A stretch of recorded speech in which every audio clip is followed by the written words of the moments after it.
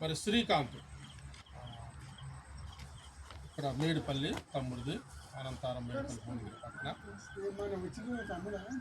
వాళ్ళ తమ్ముడు, ఈయన అన్న, ఆయన తమ్ముడు.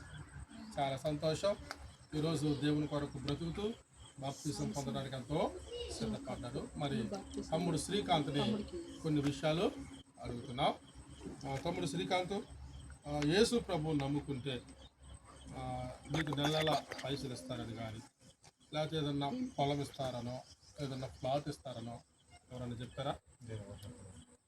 మరి యేసు ప్రభువు నమ్ముకుంటే విదేశాల నుండి నీకు సహాయం చేస్తాం, ఆయన రోగాలు బాగుపడతారు, ఇంకేదో ప్రలోభ పెట్టే కొన్ని విషయాలు, అంటే నీకు రోగాలు పోతాయి, మంచి జరిగిద్ది, ఎప్పుడు హ్యాపీగా ఉంటాం, ఎట్లా ఎవరన్నా ప్రలోభ పెట్టారా?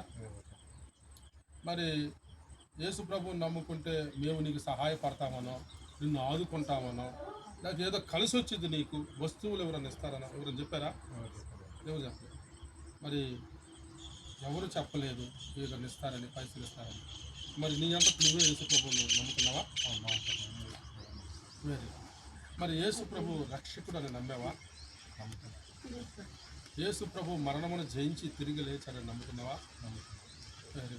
మరి యుగ యుగాలు జీవించి ఆ రాజ్యంలో నేను ఉంటానని నమ్ముకున్నావా? మరి దేవుని కొరకు నమ్మకంగా జీవిస్తావా?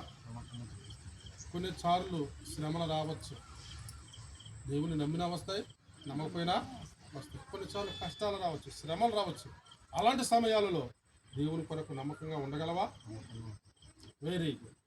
శ్రీకాంత్, తమ్ముడు శ్రీకాంత్ ఇచ్చిన సాక్ష్యాన్ని బట్టి తండ్రి యొక్కయు కుమారుని యొక్కయు పరిశుద్ధాత్మ నామములో తమ్ముడు శ్రీకాంత్కి బాప్తిసం ఇస్తున్నాం.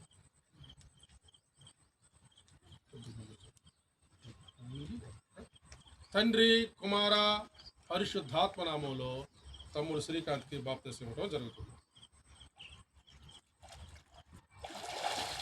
హల్లెలూయా.